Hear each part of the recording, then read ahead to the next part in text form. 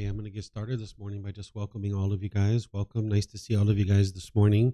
We're going to get started with meditation, but then after meditation, we're going to move into our talks this morning, which the first one is transforming the three poisons, craving, anger, and ignorance. This is where you're going to understand what's going on in the unenlightened mind and why you keep experiencing anger and frustration and irritation and annoyance, all these other discontent feelings. Not only are we going to talk about the problems that the Buddha discovered, but we're going to talk about the solutions as well, so you know how to fix this and antidote it.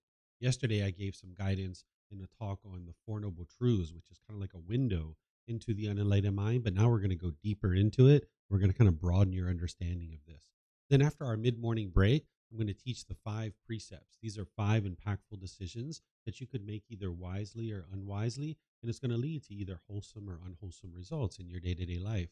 So the Buddha helps you to be able to see this wisdom of how to make wise decisions, not as rules or commandments or any kind of beliefs or anything like that. The Buddha didn't have any beliefs. He didn't have rules or commandments. There weren't any rites or rituals or ceremonies or anything like that that he taught. Instead, he's helping you to cultivate wisdom about this natural law of karma to see this cause and effect or action and result. So we'll talk about the 5 precepts, and I'm going to help you to be able to relate it to today's life, because the Buddha's words are very illuminating. I'm going to use his words to be able to help you understand what he taught, and then I'm going to relate it to day-to-day events and situations that you encounter so you understand how to implement these. Then we're going to take a nice lunch break, probably about an hour and a half, and when we come back, we're going to do walking meditation. This is a meditation that's really helpful if you have an overactive mind, and the last thing you're thinking about is sitting somewhere and being still. There's a meditation that's going to help you to be able to kind of continue to train your mind, but kind of work with that high energy that maybe is in your mind and kind of dissipate some of that. So we're going to start with breathing mindfulness meditation, which I've been teaching as part of this course. The way that we start is with some chanting to kind of ease us into the meditation. And you guys can see these chants on a piece of paper here. You're welcome to get one and chant along if you like. I taught chanting at the beginning of the course, so some of the students have learned it. Some of you have learned it in other courses. So you guys are welcome to chant along. As we're chanting, it's important to understand that this isn't a rite, a ritual, or a ceremony or worship. It's not prayer or anything like that. The Buddha never taught any kind of prayer in his teachings. He used chanting as a way to commit the teachings to memory, so that every 2 weeks his students would come together and they would recite his teachings word for word for word. This is how they remembered his teachings, because 2,500 years ago, they didn't have the technology to write things down. I know that you guys might not see that as technology, but 2,500 years ago, that was technology to write things down. So he taught orally. And then every 2 weeks, his students would come together and they would recite his teachings through chanting as a way to commit them to memory. So in this way, you can see the origins of chanting have nothing to do with any kind of rites or rituals or ceremonies or worship. It's nothing mystical or magical. It's not prayer or anything like that. What we're using chanting for nowadays is to ease the mind into meditation and get more benefit out of the meditation itself. So that's why I actually do the chanting. If you read the English translations here, you'll see that there's a lot of appreciation, gratitude, and respect for the Buddha. And because of that, I don't think the Buddha even created these chants himself, because a Buddha would have eliminated their ego, the arrogance, the pride, putting themselves above people. An enlightened being has done that, let alone a Buddha. A Buddha would have done that as well. So he wouldn't have handed out chants and say, here, chant these things to me out of admiration and respect for me. But instead, if you learn from a teacher of how to move from anger and sadness and frustration, irritation, annoyance, guilt, shame, fear, stress, anxiety, loneliness, boredom, shyness, resentment, jealousy, if this teacher helped you to be able to eradicate all of that and move to this peaceful and joyful mental state that is a permanent mental state, and this teacher didn't want anything from you or expect anything from you, you'd probably have a lot of respect and gratitude for that person too. So I suspect that these chants were created by his students either during his life or after his death out of appreciation and gratitude for his help and assistance in guiding them to this enlightened mental state. So after I do the chanting, then I'm going to come in with some guidance to be able to help you guys to understand how to actually be meditating while we're actually meditating together. Then there's going to be a period of time where it's just quiet. We're just all meditating together here. And then anyone who's joining us online will just all be meditating at the same time. And during that period of time where it's just quiet, I'm sure you're going to hear occasional sounds. You're not going to be able to be in an environment where it's permanently quiet. You're going to maybe hear some birds chirping, or maybe you hear a car go down the street, or maybe someone will cough or sneeze or something like that. You're not going to be in an environment where it's permanently quiet. So as long as your mind doesn't crave permanence, you can remain peaceful and joyful. But if you crave for that permanent silence during your meditation, when you hear a sound, you'll be frustrated, you'll be agitated or annoyed. That's your own mind that's causing that. So you can just understand that any sounds that you hear, they're impermanent. They're going to arise, they're going to change, and they're going to fade away. And then after the period of time where we're all meditating together, I'm going to come out of the meditation with some more chanting. And that's where you guys are welcome to join in again with the chanting if you'd like to. In terms of your body positioning for meditation, there isn't just one fixed position to meditate in. You can sit or stand, or there's lying meditation, there's even walking meditation. There's 4 different positions that the Buddha taught because your body can't be in the same position permanently. So you can sit however you're comfortable. That's usually the position that students are learning in when they first get started, either on the floor, in a chair, on a sofa. Maybe you're in a wheelchair, on a bench, or something like this. So you can sit however you're comfortable. If you're on the floor, you might have some cushions under your rear that kind of makes it a little bit softer for you. And if you're going to cross your legs, you might just do that lightly. Some people like to put their legs off the mat. This gets their hips up in the air and it lessens the angle at the hips, the knees, and the ankles. It allows the circulation to flow so you don't have any pain in the lower body. The Buddha put his right hand over his left and his thumbs together, and he put this into his lap. If you'd like to use this, you can, but it's not about everyone doing it exactly the same way. You need to find what's comfortable for you. Some people like to put their palms on their thighs or their knees. Some people put their palms up or rest their hands comfortably in their lap. So you find whatever's comfortable for you. There's not just one fixed way to meditate. What I'm sharing with you is just kind of like guidance or suggestions. And for anybody who's in a chair, or on a sofa, or a bench, or a wheelchair, same thing for you. You can sit however you're comfortable. Some people like to put their feet flat on the floor or lightly crossed at the ankles. When I'm back in Thailand, I have a chair that I sit in with my legs crossed. So you could even sit at cross leg in an actual chair. And then the same thing with your hands and arms. You can just put them wherever you're comfortable. It's helpful if the upper body is erect with the sternum up and the shoulders back. That'll help keep the mind attentive and alert during the meditation. Because meditation is a dedicated, active, purposeful training session where you're eliminating certain unwholesome qualities from the mind and you're cultivating certain wholesome qualities in the mind. So you need the mind to be attentive and alert during this training. So by having the sternum up and the shoulders back, it'll help keep the mind attentive and alert during the meditation. It also helps you to breathe in through the nose and out through the nose. Whereas if you were slouched, it would be hard to actually breathe. Your mind would be kind of complacent and dull. Where if you were real rigid, the mind could be overactive or uptight. So with your upper body erect, with the sternum up and the shoulders back, it'll help keep the mind attentive and alert, as well as make it easy for you to actually breathe. So again, I'm going to start with the chanting, which you guys are welcome to join in on. And then afterwards, I'll come back in with the guidance to be able to help you.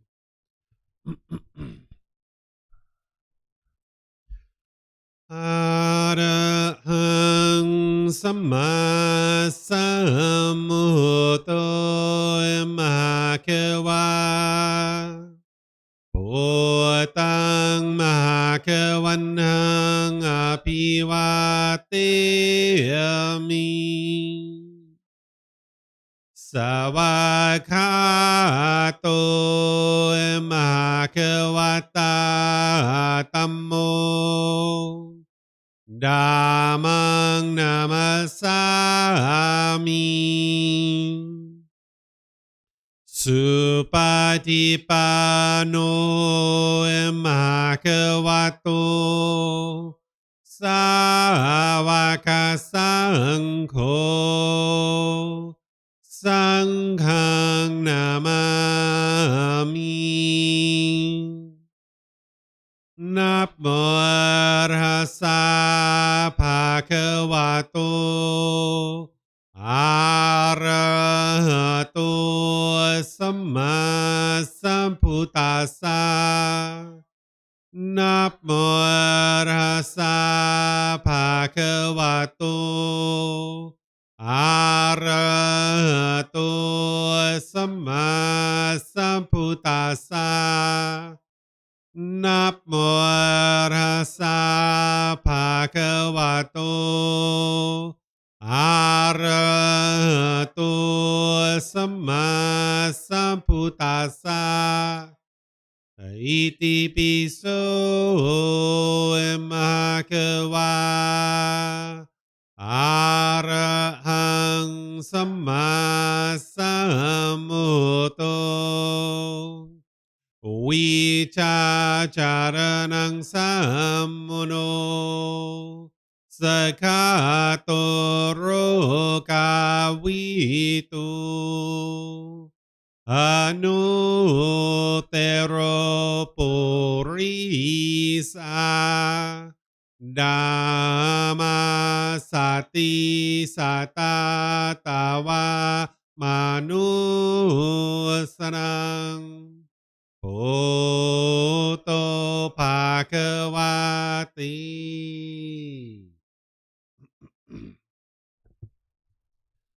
Okay, with the lower body and hands and arms comfortable, and the upper body erect. Just close the eyes and start breathing in through the nose and out through the nose. Here you're just looking to establish the breath, a nice, natural, steady, consistent breath, not forced or controlled, just a gradual inhale through the nose, experiencing the full breath. And then, whenever you're ready, exhale out through the nose. Breathing in and out. Breathing in and out.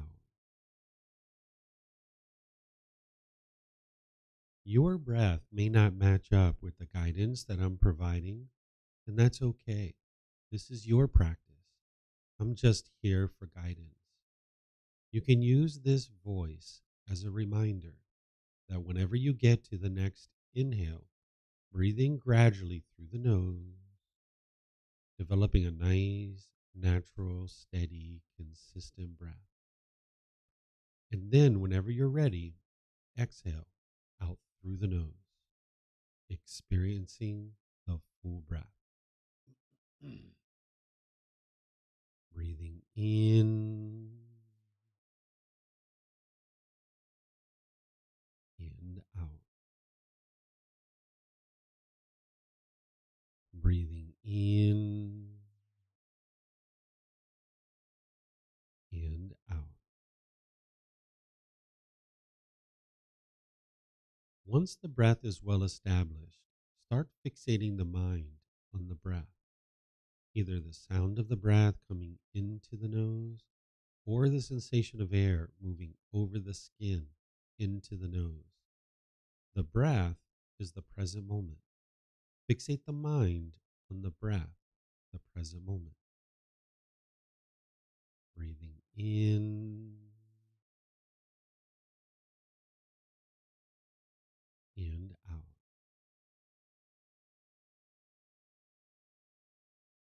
Breathing in and out.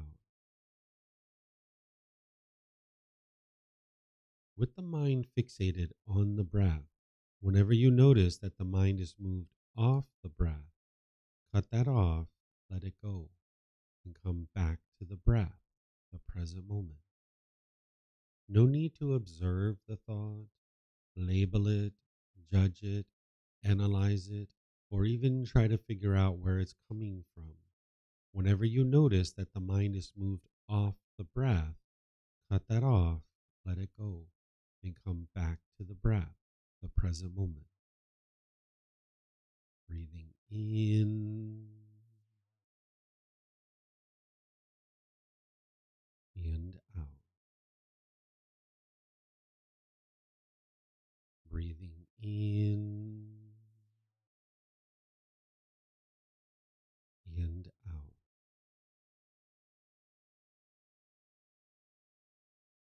I'm going to be quiet now and let you do this work of focusing on the breath, cutting off and letting go anytime the mind moves off the breath. You have nowhere to go. There's nothing to do. No one needs you right now. This is your time to focus on the breath. Breathing in and out.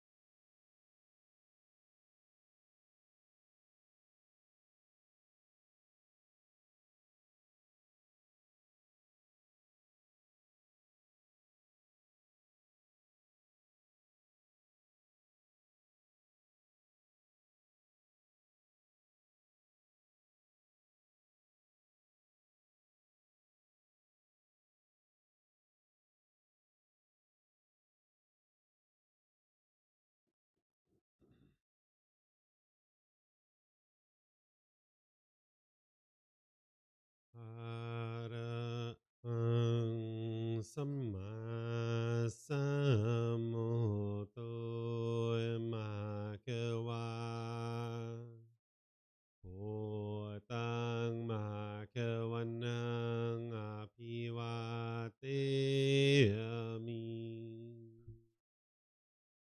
สวากขาโตมะกะวะตาธัมโมดามังนามาสามิ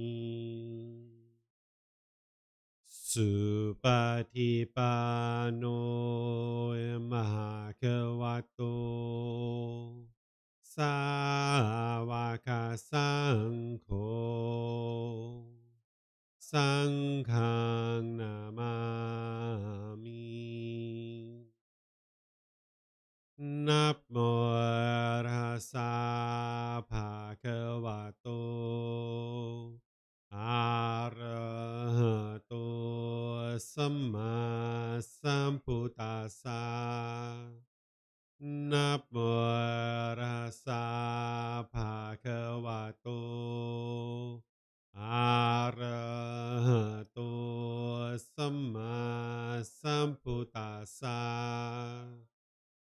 นับโมตัสสะภะคะวะโตอะระหะโตสัมมาสัมพุทธัสสะ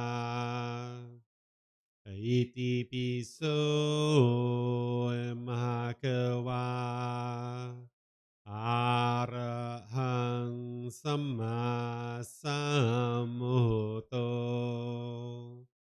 วิจาจารณังสัมมุโนสกขาโตโรกาวิตูอนุเตโรปุริสาดามาสติสตาตาวามนุสนังโอโตภาควาติ Okay, if you guys would like to slowly make your way out of meditation. Once again, welcome to all of you guys. Nice to see all of you this morning. Welcome. Today's class, I'm going to help you guys to understand the three poisons or the three unwholesome roots or the three fires. And then, like I mentioned, after our mid-morning break, I'll share with you the 5 precepts. We're going to have a nice long lunch break, and then we're going to do walking meditation. This topic of the 3 poisons of craving, anger, and ignorance, this is where you're going to really start to understand more of the issue that's in the unenlightened mind. Where yesterday I was discussing the 4 Noble Truths. The Four Noble Truths is a great place for anybody to start with the teachings of the Buddha. If you haven't learned that, it's okay, because I'm going to incorporate a little bit of that into our talk today. But the Four Noble Truths is the very beginning of the path to enlightenment. It's kind of like a window into the unenlightened mind, where in 4 simple statements, you can understand the problem in the mind, the cause of the problem, the elimination of it, and the path forward. Because what the Buddha is doing is he's helping you to understand what's going on in your mind so that you can actually train your mind and get to the point where the mind's completely peaceful, calm, serene, and content with joy.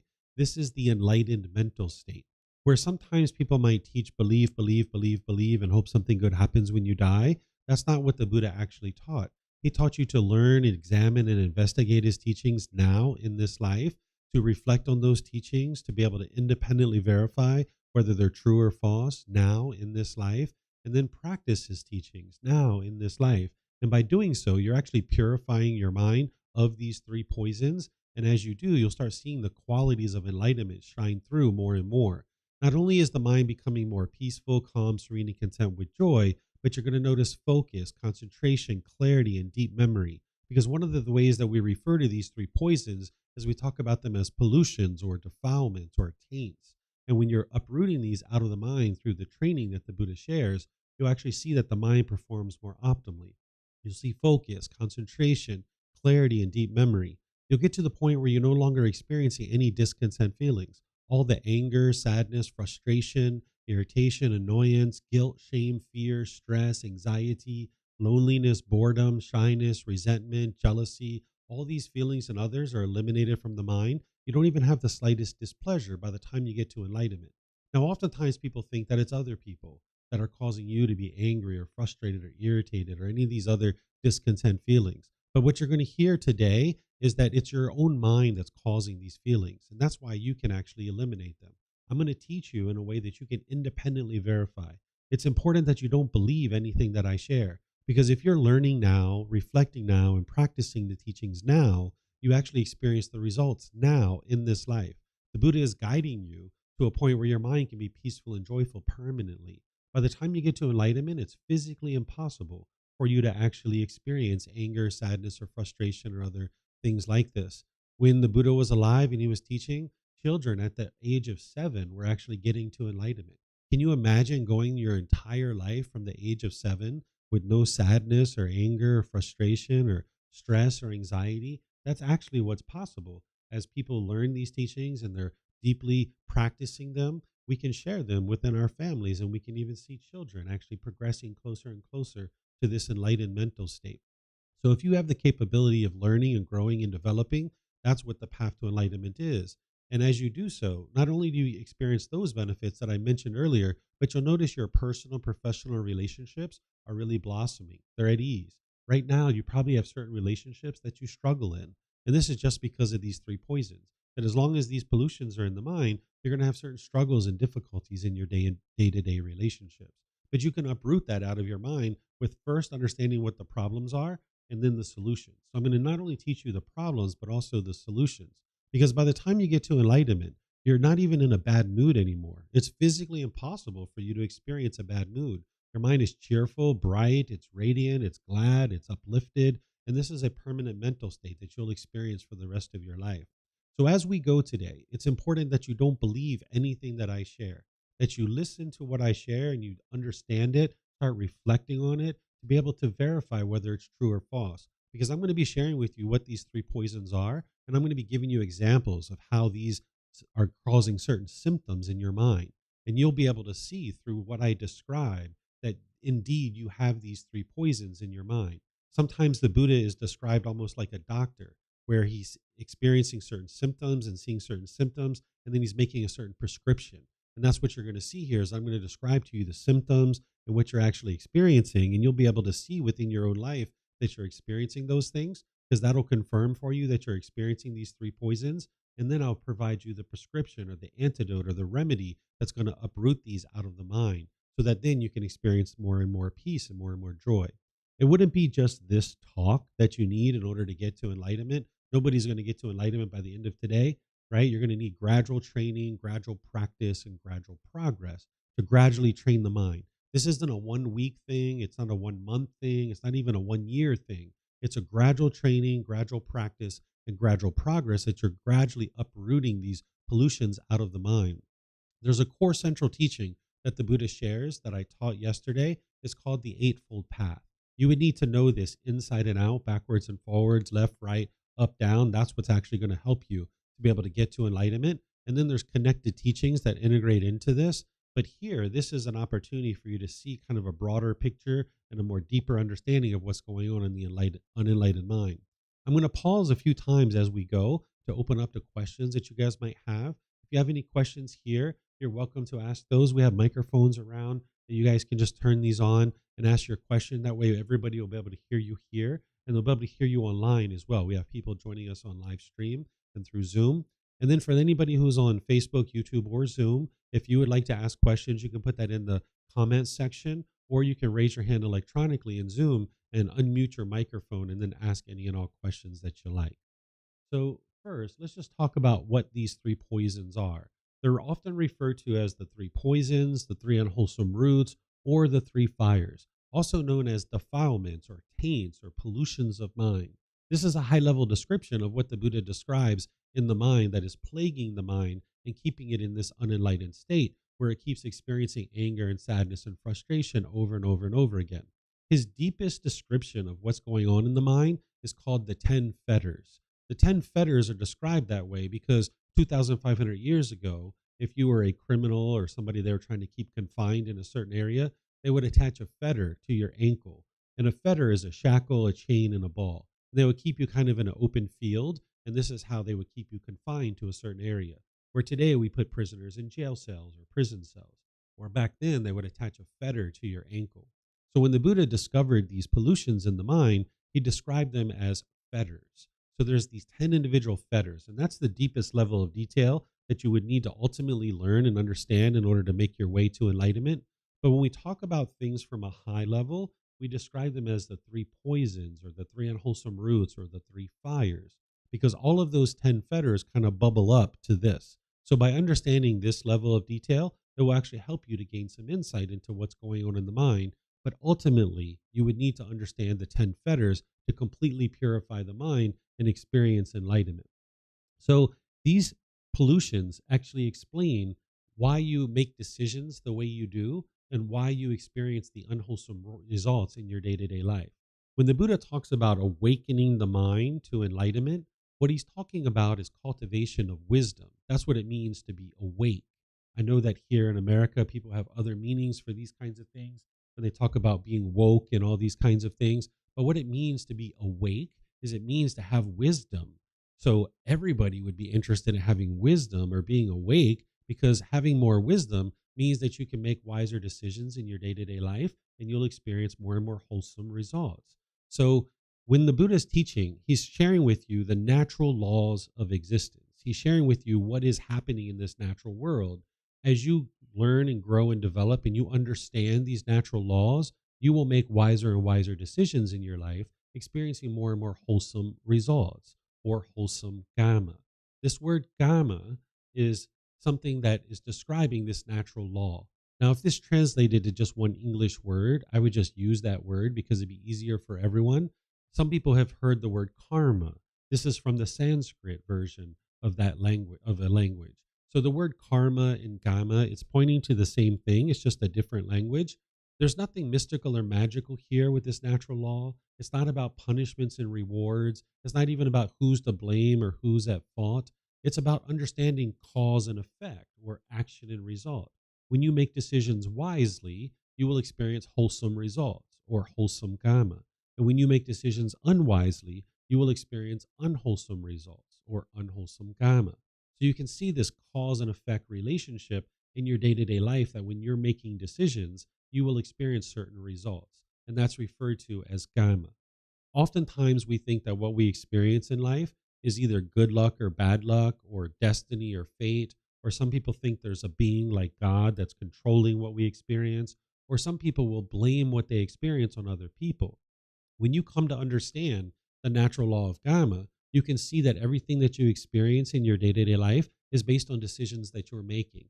And as long as you have these pollutions in the mind of craving, anger, and ignorance, you're going to be making unwise decisions that is leading to unwholesome results. But it's really empowering when you see that this is what's actually motivating all your unskillful conduct.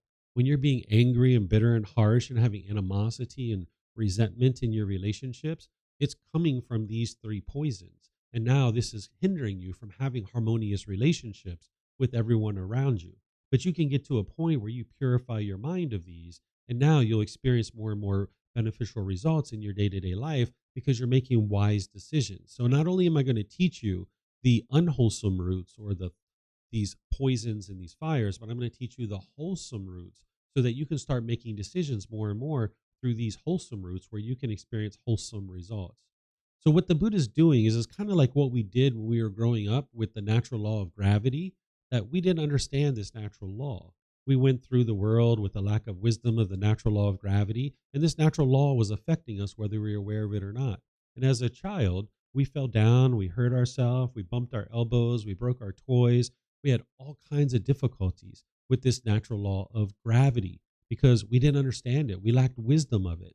And because of that, we really struggled in the world. But slowly but surely, we gained wisdom of this natural law of gravity. And that's where we were able to make wiser and wiser decisions, experiencing more and more wholesome results in our life. So we learned to tie our shoes extra tight, or we looked at the surface of the sidewalk as we were walking. We stopped being so giddy and bouncing around all the time like a little kid. So in that case, when we were making those wise decisions, we started experiencing wholesome results or wholesome karma because we had awoken to the natural law of gravity. So there's other natural laws that we need to awaken to. So now, just like we can climb a ladder, we can get on an airplane, we can ride a bicycle because we fully awoke to the natural law of gravity, we need to awaken to these other natural laws. And that's what the Buddha is teaching you, because these natural laws affect you whether you're aware of it or not. You can think you have all the best intentions in the world and enter into a conversation, and that conversation can blow up on you because you're not understanding the natural laws. But when you understand these natural laws and you understand what's plaguing the mind with these three unwholesome roots, you can uproot these out of the mind, and then you can have fulfilling, sustaining, and satisfying relationships long term in your life, where you don't have to keep experiencing the difficulties and struggles in your day to day life. So these unwholesome roots explain the unwholesome results that you're experiencing in your day to day life. Once you understand them, you'll be able to see that. And that's why I'm going to give you plenty of examples so you can see what you're experiencing on a day to day life. And even though I've never met many of you, or maybe I've only met you briefly, you'll be able to see that I can describe exactly what's going on in your life because I understand what these three poisons are and I understand your mind has these. So I can explain to you what you're doing and how you're experiencing things on a day-to-day basis, and that'll be your confirmation that yes, your mind indeed has these three poisons. So not only does this provide a clear description of the problems in the unenlightened mind, what I'm going to share with you is the antidotes which solves these problems. These are referred to as the three wholesome roots. And whenever you're making decisions through the three wholesome roots, you're going to experience wholesome results. So first, I'm just going to talk about these from a high level, and then I'm going to drill into each one of them in detail so that you can at least understand them at a high level, and then we'll go into detail with them. So craving, anger, and ignorance, or some people refer to it as greed, hatred, and delusion. You'll hear other ways of people referring to this. It's not just one fixed way that every teacher describes them. But I've found that craving, anger, and ignorance is the best way to describe these, and it's going to bring your mind to the understanding of what the Buddha is talking about here. What craving, desire, attachment, wants, expectations, longing, yearning, what that's describing is how the mind has this almost unquenchable thirst where it chases after things and it's forming its inner feelings on whether you get that thing or not. So the mind will chase and chase and chase. It's like the next new shiny object waiting around the corner provides some lasting satisfaction. So the mind wants to grab this external thing. And the mind, if it gets what it wants, it experiences pleasant feelings like happiness, excitement, elation, thrill, exhilaration, euphoria. But those feelings are only temporary. They arise, they change, and then they fade away. Then, if your mind gets what you want, yes, you get happy. But if you don't get what you want, your mind gets angry or frustrated or irritated or some other painful feeling. The mind keeps experiencing these pleasant feelings and painful feelings based on its cravings, desires, attachments, its longing, its yearning. If you've ever been in the mall and you saw a brand new pair of shoes or a brand new phone or some jewelry or maybe a video game or something that you really wanted, you might have had this longing, yearning where your mind was almost pulling towards it. And your mind was just like, oh, if I can just get those shoes, everything's going to be perfect in my life. I just want those shoes. Let me just get this thing. And now everything will be perfect. And if you go in the store and they have your size and you can get the shoes, wow, you're so happy. You're so excited. But if you go into that store and they don't have your size, you might be frustrated or irritated or annoyed. Or if you get really happy and excited when your bank account balance is up here, then you experience those pleasant feelings. But then when your bank account goes down here, you get frustrated and agitated or annoyed. Or if it's sunny outside, you might get so happy and excited. But then when it rains or it's snowing or sleeting or some other thing that you don't particularly care for, you'll get frustrated or agitated or annoyed. This is the mind itself causing these feelings. It's based in craving, desire, attachment, the longing, the yearning. The mind is craving for things to be permanent. And if it gets what it wants, it gets those pleasant feelings like happiness, excitement, elation, thrill, exhilaration, euphoria.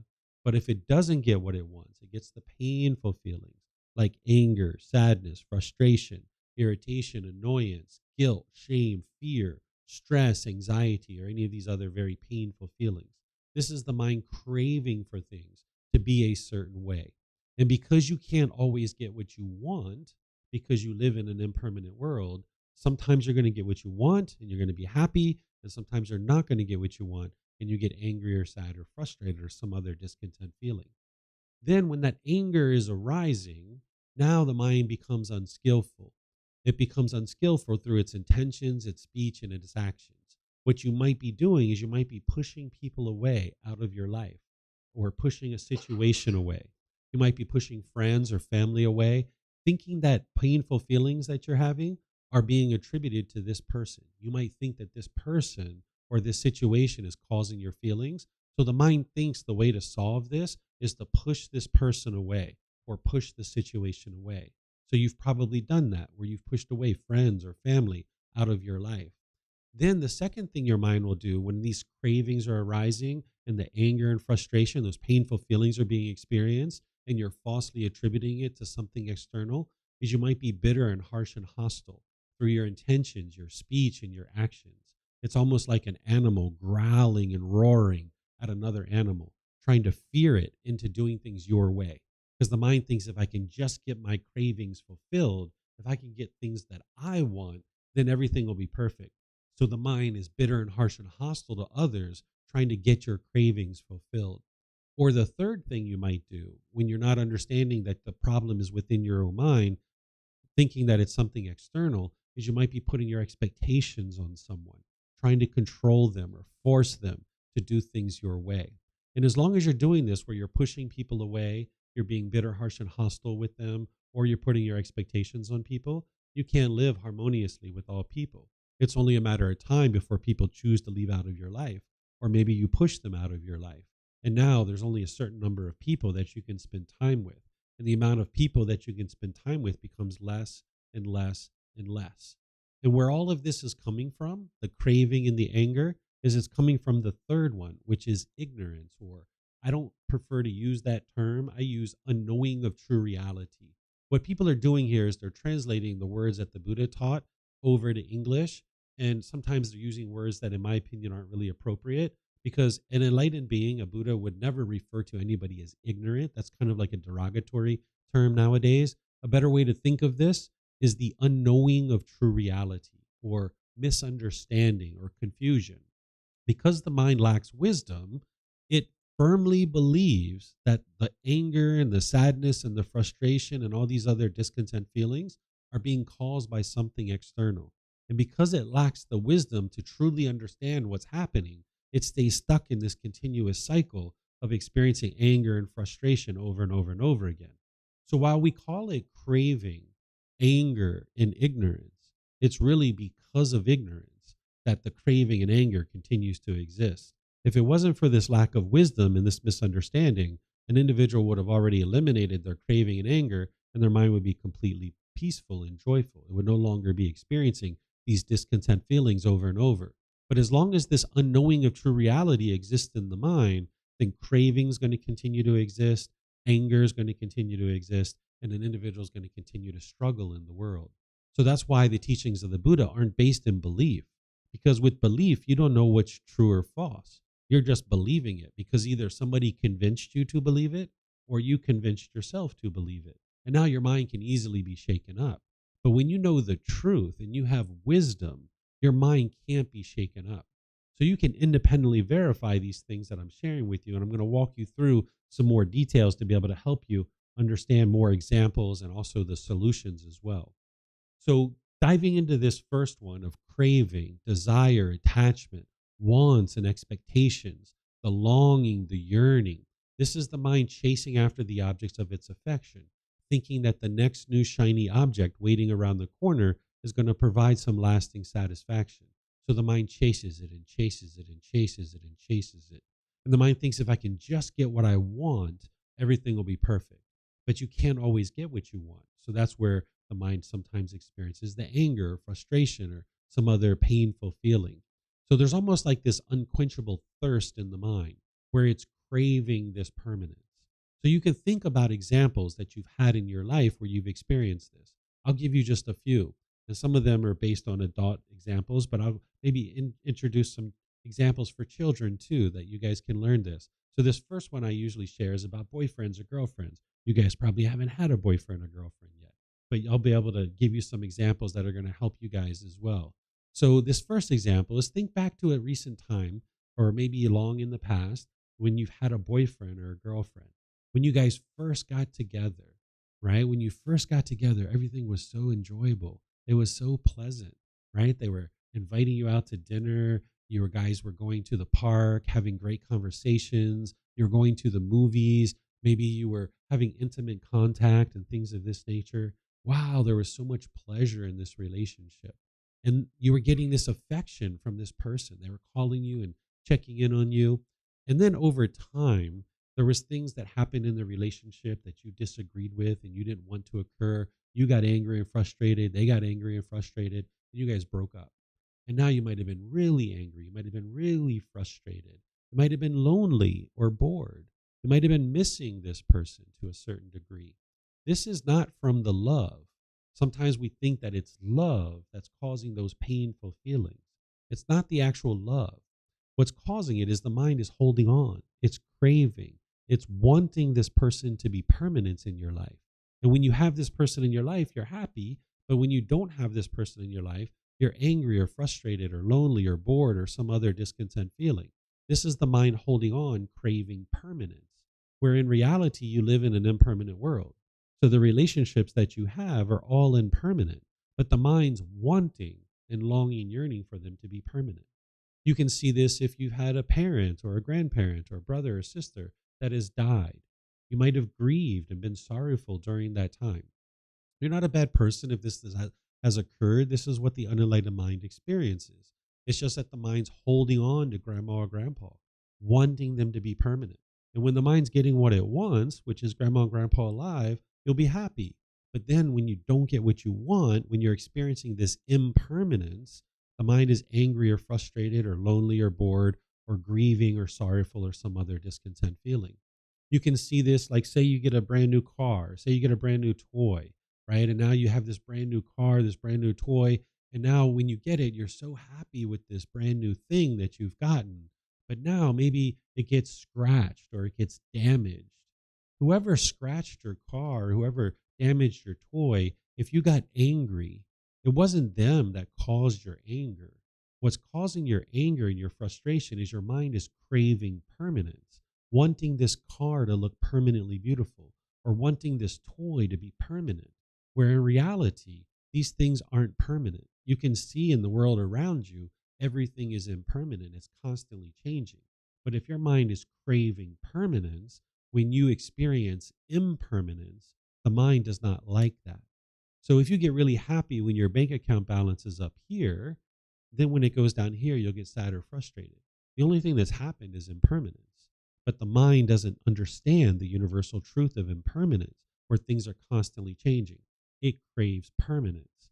So if you get really happy when it's sunny outside, when it's something other than sunny, you'll be frustrated or agitated or annoyed. So remember, don't believe what I'm sharing with you. Don't believe anything that I ever share. Instead, think about what I just shared with you, which is your mind is causing your own discontent feelings. It's craving desire attachment. It's the mind craving permanence. So take a situation where you've recently been frustrated or agitated or annoyed. Might have been this morning, might have been yesterday or last week. Look at that situation with these fresh eyes, because at that time, you were probably trying to blame someone else for the feelings that you were experiencing. That's what the mind tends to do, is it tends to blame other people. But instead, look at that with this fresh eyes. What was it that your mind wanted, that you were longing for, that you were yearning for? That if you would have got it, you would have been happy. But because you didn't get it, your mind was frustrated or agitated or annoyed. You should be able to see this. But if you have difficulties doing that, let me know and I will help you, because we're going to have question period. Because I've had students tell me before, hold on, David, wait a second. I went to work the other day and my house looked absolutely beautiful. I came home and my wife had this craft project all over the house. And I walked in and I got frustrated. How did my mind cause my frustration? I wasn't even there. She's the one who messed up the house, not me, right? So what happened here is this individual had a craving for permanence. They were expecting their house to look a certain way. And when they went to work, they had that expectation that when they would come home, the house would look exactly the same. And when they came home and they saw this difference, which was the wife had craft project all over the house, their mind was angry and frustrated. It wasn't the wife who caused this. It was the mind of the individual craving permanence. And just like the house couldn't look like that permanently, This craft project that was all over the house, that wasn't permanent either. She's going to put it away, or maybe you help her put it away. But this individual needed help to be able to see how their mind was craving permanence, right? So what the mind does with its craving, desire, attachment is it thinks that something external is going to provide lasting satisfaction. So it chases and chases and chases, right? So the mind thinks like, I don't feel good here. What do I need? I need something. What is it external? Oh, I need a new boyfriend or girlfriend. That's what I need. Let me chase that for a while. Let me get one of those. And then you get a new boyfriend or girlfriend. And now you feel happy temporarily. But because your feelings are based on something external, and that external thing is not permanent, your happiness is not permanent. So if you base your happiness on your bank account is not permanent. So that means your happiness is not permanent. So this is why you haven't been able to get to permanent happiness, because your mind keeps making decisions and it's forming its feelings based on something external. If you get really happy when it's sunny outside, that happiness is not permanent because the sun is not permanent. So these cravings, desires, these wants and expectations, this longing, yearning, and wanting people around you to do things a certain way, this is the mind causing its own discontentedness. You're just sabotaging your ability to be able to have permanent peace and permanent joy because your mind is wanting this external world to be a certain way rather than understanding the way that it actually is, which is impermanent. So as soon as your mind latches on to something and says, oh, I'm going to get my happiness from this thing, whether it's food or money or maybe a personal relationship or sex or something like this, as soon as you grab onto that and that's your source of happiness, that means that happiness is not permanent because that thing is not permanent. So now you're going to end up in the painful feelings at some point. It's only a matter of time. But there's a way to train your mind to no longer do this. And it's the Eightfold Path that the Buddha shares to teach you how to completely eliminate this from the mind. But the things that are really targeting this to be able to uproot this craving, desires, attachments out of the mind is breathing mindfulness meditation and generosity. We just did breathing mindfulness meditation together where you're focused on the breath. And when the mind moves off the breath, you cut that off and let it go and bring your mind back to the breath. The goal of this meditation is not to eliminate your thoughts. Sometimes people think that's the case based on the way we're practicing this. But the goal of this is to notice your thoughts sooner and sooner. That's called mindfulness or awareness of mind. To develop concentration where you can be focused and have clarity by focusing on the breath. And then when your mind moves off the breath, to be able to easily let it go. So if 10, 15, 20, 30 times during your meditation, you had to let go, let go, let go. This is really good for your mind because your mind doesn't know how to let go. If you think back to that boyfriend or girlfriend that you broke up with, as long as you were holding on to them and wanting them in your life, you felt a certain level of misery, right? You felt grief and sorrow and sadness, and you were bored and you were lonely. Or if mom or dad or brothers and sisters have died, as long as you're holding on to them, you're going to feel quite miserable. But at some point, if your mind has let go, where you're like, you know what? If he wants to be with somebody else, so be it. And you let him go. And that's where your peace and your joy came back. Or if she wants to move to another part of the world and she's not interested in being here with me, okay. And you let go. And when your mind let go, that's where your peace and your joy came. So the unenlightened mind hasn't been trained to let go. It's holding on and grabbing on. So the breathing mindfulness meditation is training your mind to let go, let go, let go. So what you would like to do is gradually build up this meditation practice where you're consistently practicing it so that on a consistent ongoing basis, you're training your mind to let go, let go, let go. And I teach various classes where I help you to build up your meditation practice. But in addition to meditation, you're also practicing generosity in order to train your mind to let go. Because when the mind has craving, desire, wants, expectation, and clinging, you'll tend to hold on to things very tightly, like your material possessions, your relationships, different things like this. You'll hold on. You'll be somewhat selfish, right? And when you're practicing generosity, you're giving and sharing with others without any expectation of anything in return, such as your time, your effort, your energy, and your resources. When you're giving and sharing with others, it's helping your mind to let go. And you're going to need to do this frequently. Just like with breathing mindfulness meditation, you need to be doing that daily. You also need to be practicing generosity daily, where you're giving and sharing with others more than is strictly required in any given situation, such as your time, your effort, your energy, and your resources. But you need to do this from the middle way, because if you're doing this extensively, you wouldn't have the resources that you need in order to sustain your life. But if you are never practicing generosity, the mind would be quite selfish. So you're going to need to come to the middle where you're giving and sharing without any expectation of anything in return. And as I mentioned, doing this frequently is really helpful. And you don't need to do these big, exhaustive things, right? Like, let's just say you're going into the store and you see somebody behind you coming into the store and you're opening the door for yourself. You could hold the door for them too. But remember, you need to do this without any expectation of anything in return.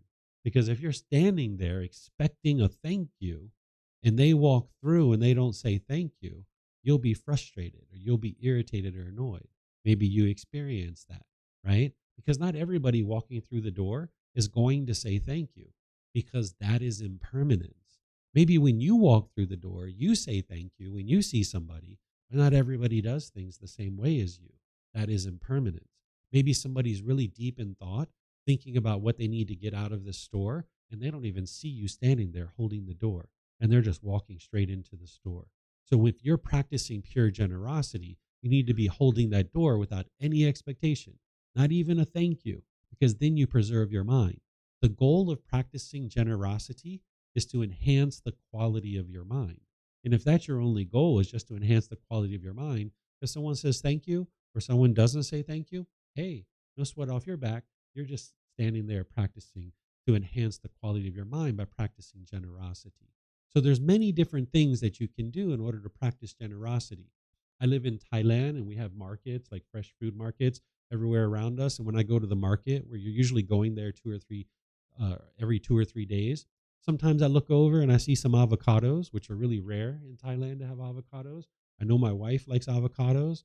I'm like, hey, can I get some avocados? I get a kilo or two of avocados and I take that home to her. So it took me all of 30 seconds to a minute to actually practice that generosity, and I can take these avocados home. Or maybe I'm going to the temple and I'm going to see some students, and maybe I bring some snacks with me. I was already at the store buying things for myself, and I can just add a few things in to get some snacks for the students, right? So you can actually practice generosity frequently when you integrate it into your day. And some people, they like to give donations or something like this. Like, let's just say you were supporting like an orphanage or something like this, and you were going to give $500 a year, kind of once a year. That's not going to be as beneficial as if you gave like $1 a day, because each day your mind has to get let go, let go, let go, let go. So I don't know how it is here in America anymore because I don't really live here. But in Thailand, we have donation boxes like all over the place. Like if you go to the equivalent of Walmart or Target, or even in gas stations and places like this, restaurants, they will usually have donation boxes for some charity. So this gives you the ability to go around and put donations in. And you don't have to put a significant amount of money in those places, because you're training your mind to let go. It's not about the amount of money that you're practicing, that you're giving, or the amount of time. It's about the frequency. So if you were going to say give $1 a day in charity, which is about $30 a month, you might put a quarter in one box and a quarter in another box and a quarter in another box and a quarter in another box. 4 times during your day, you had to let go of money. You had to let go of money. You had to let go of money. If you get your clothes out of the dryer and you see a rip or a tear in it and you're frustrated or agitated, this helps you to see that you're attached to your clothes. You're wanting them to be permanent. And what you might decide to do is give away some of your clothes to the Goodwill, to the Salvation Army, or something like this. If you're noticing that you're hoarding your food and you're not willing to share your food, you might start giving away some food here and there. This is going to help your mind to let go and not be so selfish. And this is going to help you get rid of your craving, your desire, your longing, your yearning, which ultimately is going to help you get rid of your anger and your sadness and your frustration, because this is the underlying cause. So breathing mindfulness meditation and generosity is what's really targeting your craving, desire, attachment, but you would more comprehensively need to learn and practice the Eightfold Path, which I taught yesterday. It was recorded, and it's been recorded many times. It's in all the books and videos and podcasts that I share. And all that's available for you at no cost. You can get access to all of that at no cost. So I'm going to pause here and see what questions you guys have about craving before we move into the next one. So if you guys have questions, if you could use the microphones, then the people here and online will be able to hear you. And then for those of you guys online, you can put your questions into Facebook, YouTube, or Zoom, or you can raise your hand in Zoom and unmute your microphone, and I'll be able to hear you. So does anybody have a question? No? Okay. This one's pretty straightforward, and we've been talking about this throughout the week. Okay. So now let's go to the next one. Because when you have craving in your mind, you're going to be longing, yearning, and wanting things to be a certain way. And if you get what you want, you'll be happy. You'll be excited. But that feeling is going to arise, it's going to change, and then it's going to fade away. It's only a matter of time before you're frustrated or agitated or annoyed. And when that's occurring, when you're not getting what you want, this is where the anger has the potential to arise, the ill will, the frustration, the agitation, the annoyance. This is what the mind experiences in the unenlightened state because it wants things to be a certain way and things cannot be that way permanently. You're sometimes not going to get what you want. And that's where the anger and the frustration is going to arise. If you think back to when we were children, right? It was like, mommy, daddy, I want chocolate and ice cream. I want chocolate and ice cream. And they were like, here you go. Here's some chocolate and ice cream. It's like, you're the best mommy and daddy ever. Oh, and now the next day, maybe you get some more chocolate and ice cream.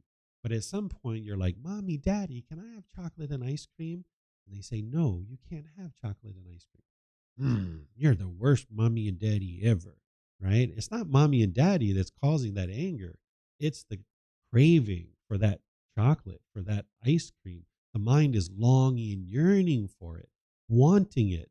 And now if you get it, you're happy. And if you don't get it, you're angry or sad or frustrated. And now the mind attributes that anger to something external. It thinks the problem is mommy and daddy, when in reality, it's the craving within one's own mind. So now when this anger is arising, that's where the unskillfulness comes in. The mind will push people away, or it'll push the situation away. You might be bitter and harsh and hostile through your intention, speech, and actions, trying to fear another individual to do things your way, being bitter and harsh and hostile. Or you might put your expectations on someone and try to control them and force them to do things your way. And as long as you're doing this, you're not going to be able to reside harmoniously with everybody around you. So when this anger is arising, it's motivating unskillful conduct.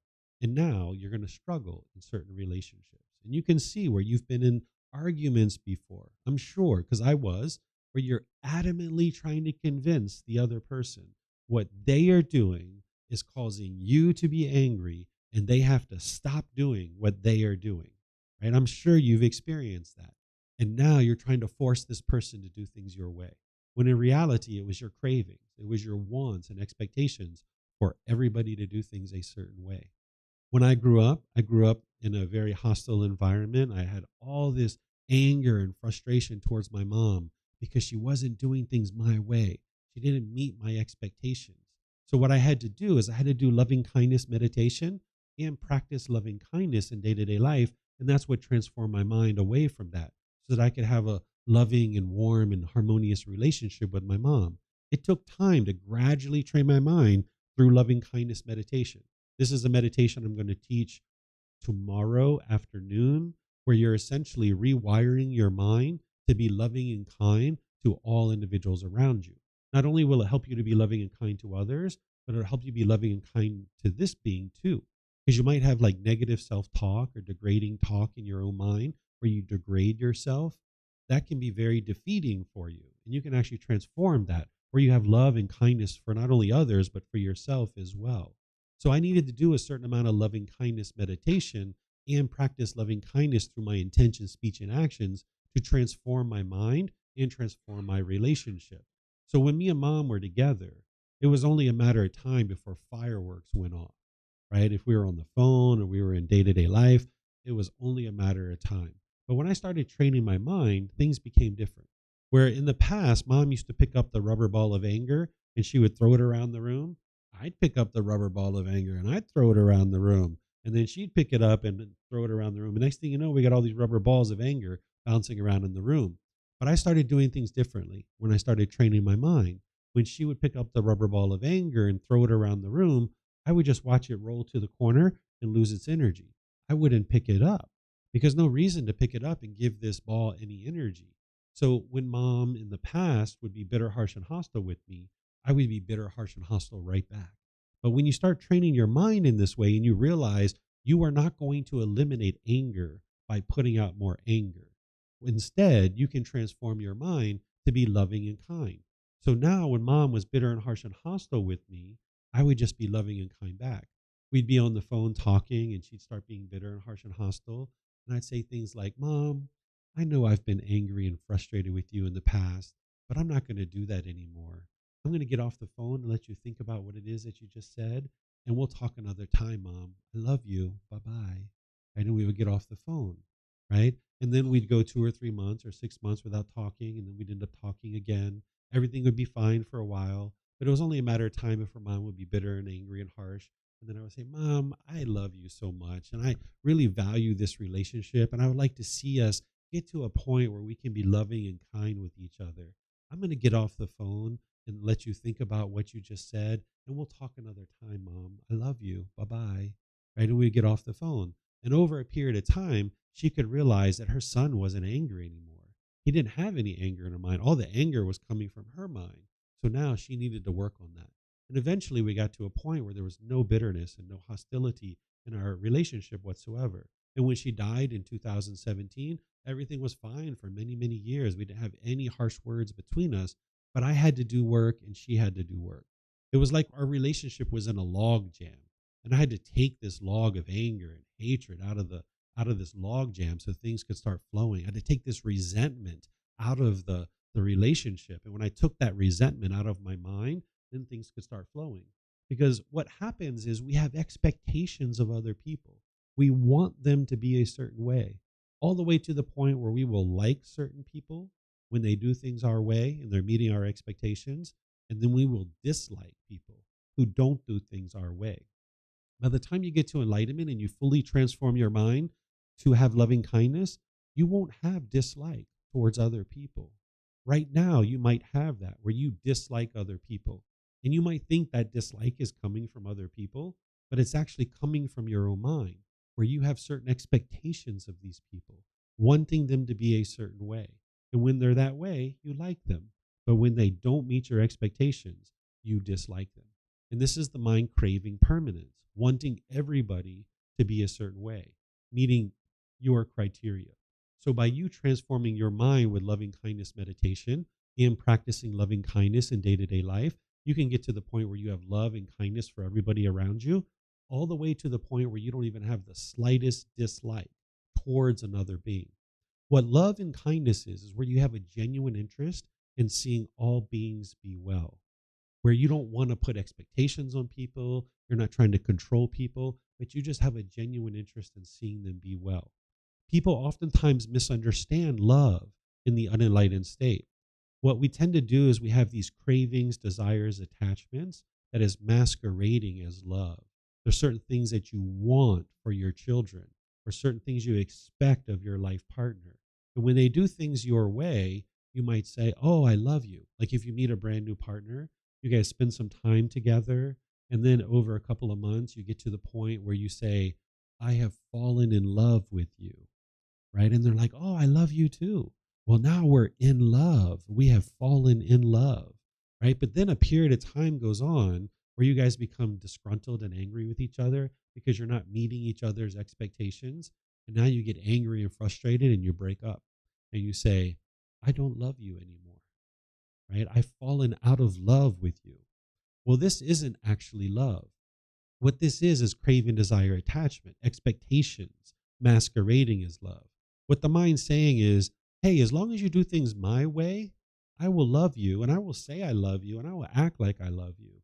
But as soon as you stop doing things my way, all bets are off. I don't love you anymore. I'm not going to function as if I love you anymore. And that's not love. That's selfishness. That's if you do things my way, I will treat you as if I love you. But when you stop doing things my way, I don't love you anymore. I'm not going to treat you good anymore. This is actually the craving, desire, attachment masquerading as love. what this type of thing does, if we would like to call it conditional love, even though there's no such thing as conditional love, it's if you meet my conditions and you do what I say, then I will say I love you. But if you don't meet my conditions, you don't do what I want, then I don't love you anymore. This isn't actual love. We might call it conditional love, although there's no such thing as conditional love. It's like if this condition is met and this condition is met and this condition is met, this condition is met, I will love you. Essentially, what we do with that understanding is we say, I love you, therefore I want you to be with me because you make me happy, right? I love you, therefore I want you to be with me because you make me happy. It's all about me. It's all about what I want. It's all about my selfishness. What true love is where you love someone unconditionally, where they don't have to meet any conditions in order for you to love them. You just love them as they are, realizing that they're different than you, realizing that they've had different experiences than you, and they're not going to function in the same way as you. And that's okay. That is just impermanence. So over here, where you're saying, I love you, therefore I want you to be with me because you make me happy, instead over here with unconditional love, which is true love, you say, I love you, therefore I would like to see you be well. And part of you being well means that I don't put my expectations on you. I don't try to force and control you to do things a certain way. And I can just love you as you are because I don't want anything from you. I don't expect anything from you. I just love you as you are. And this is very liberating in your relationships because then you won't be pushing people away. You won't be bitter, harsh, and hostile, and you won't put expectations on them. But of course, it takes time to train your mind to do this. You can't just snap your fingers and instantly start practicing this. So depending on the types of relationships that you've been in, you may not have ever been in a relationship where there has been true love. Maybe people are actually wanting and expecting things from you, right? And you would like to get to the point where you understand what true love is and you're practicing true love closer and closer so that now as you're putting out true love, you'll experience true love coming back to you. But as long as you're putting out this conditional love, which isn't actually love, that's what people are going to practice with you. They're going to want things from you. Their love, so to speak, is going to be contingent on getting what they want. So you're going to have certain relationships in your life on your journey to enlightenment that they're really problematic. You're having lots of difficulties in them, but you're not committed to those relationships. And you might need to just let those go and walk on and move away from those relationships. And that's okay. That relationship is impermanent. You don't need to go to that person and download all the reasons why it is that you're not going to be with them, because all you're doing is listing out all your expectations. So saying, you didn't do this, and you didn't do this, and you didn't do this, and you didn't do this, and therefore I can't be with you. That's just all your cravings, desires, attachments. But maybe you're not committed to that relationship, and it's better to just move on and let go. And now you can clean that up. There's other relationships, like with me and mom and my wife and people like this, that I needed to clean up those relationships, starting with my own mind. So those relationships maybe you're more committed to, and you're going to need to train your mind with loving kindness meditation and practicing loving kindness in your day-to-day life, doing things differently than you do right now. And now you can clean those relationships up and you'll see that they will improve. But then there's a third category of relationships. These are brand new people that you've never even met before. You don't even know their names right now. But now in those new relationships, you'll only ever be loving and kind and warm and gentle in those relationships, practicing true love. And you'll see that that's all you'll experience in those relationships. Maybe some of the relationships you're forming here today, that these are people that you'll only ever be loving and kind with. So therefore, you only experience that in your relationship. So these are the three types of relationships that you'll experience. Some you're going to need to let go of. Some you're going to need to be committed to and kind of put a pause on while you train your mind and improve that relationship. And then others are brand new relationships that you can improve through improving your own mind. And now when you enter into those relationships, you'll only ever be loving and kind.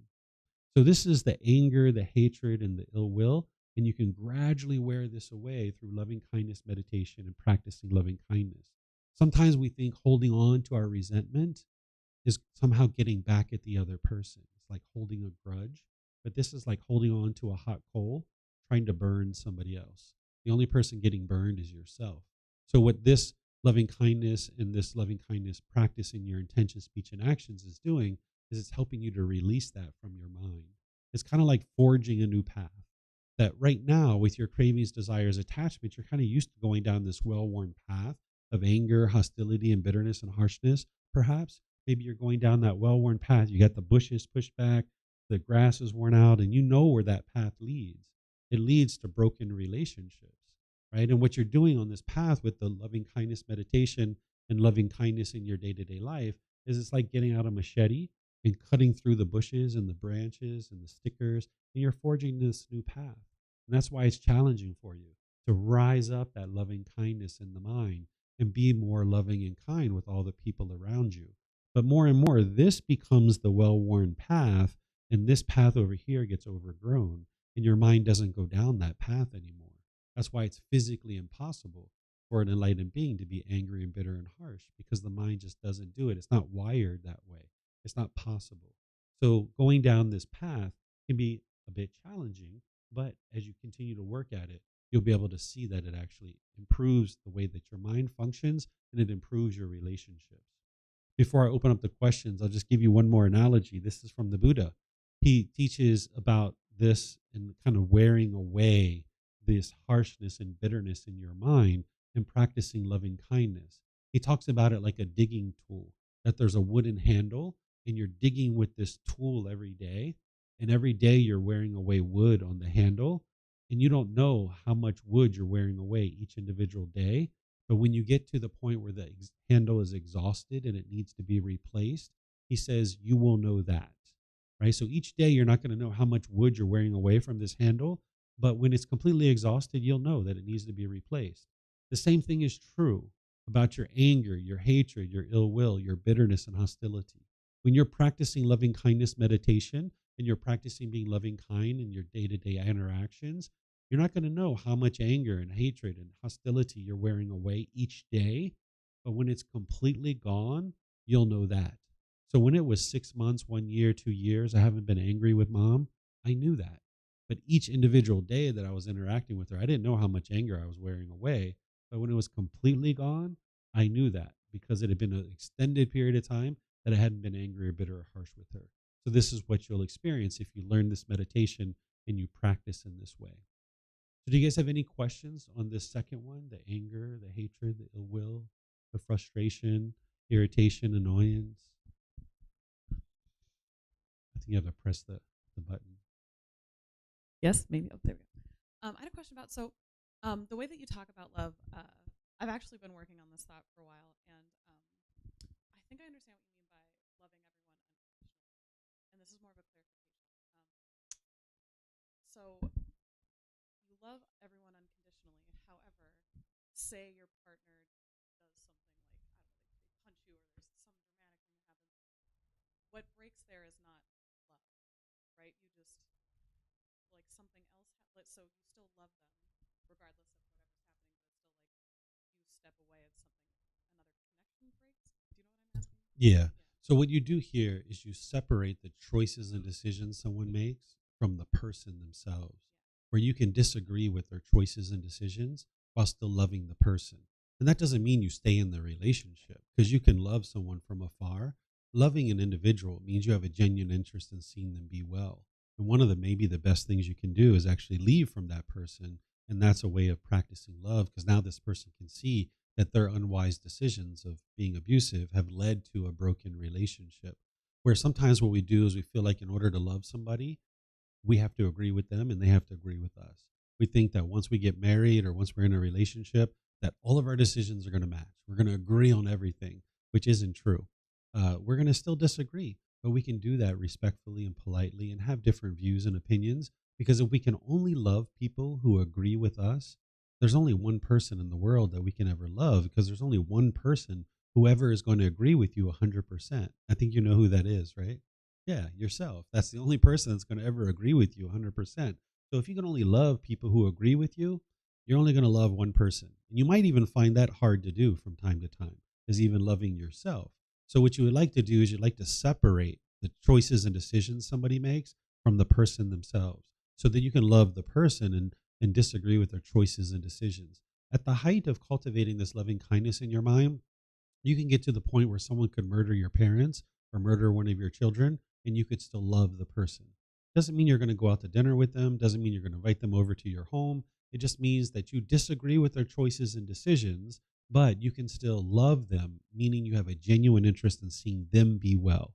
It means that they probably need to go to jail, they need to go get some education, they need to do some things to improve, but there's no need to hate this person, right? The hate is just causing harm within your own mind. So that's how you do that, is you separate the choices and decisions from the person so that you can love the person while disagreeing with the choices and decisions that they make. And this can allow you to disagree with your children, your life partner, your parents, your coworkers, and you can understand that disagreement doesn't mean disrespect. Sometimes in some places people think disagreement means disrespect, but no, it's not disrespect. It's just that we've had different experiences in life, and of course, we're going to have different opinions because we've had different experiences.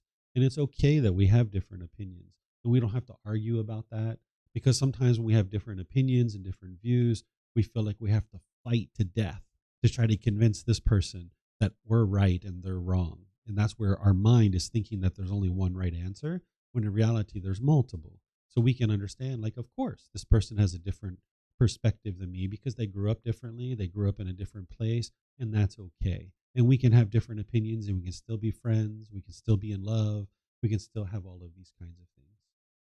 Thank you. Yeah, you're welcome.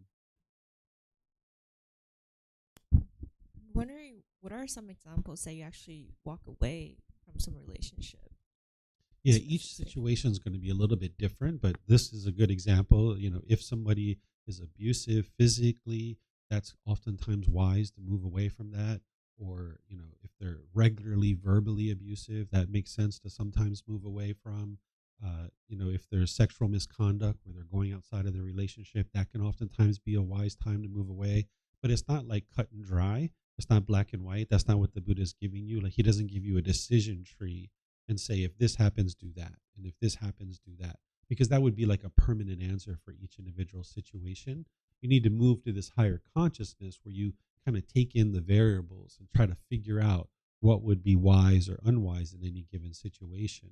And there's some situations where it would be wise to move away, and other times maybe not. And it really comes down to, in my opinion, the individual who has done sexual misconduct, or if there's been physical abuse or whatever. Does that person understand that what they did is unwise?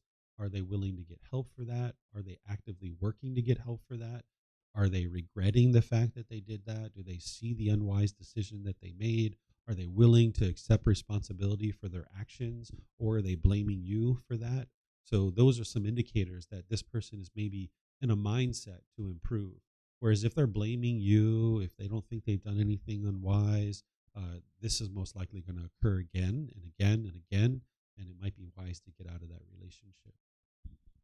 And just a quick follow up on like conducting these conversations. I feel like when there's problem in a relationship, if the other side is always hostile, like bitter and harsh, and they're not willing to improve, it's actually not that effective for one side. Just have loving kindness conversations, because Mm-hmm.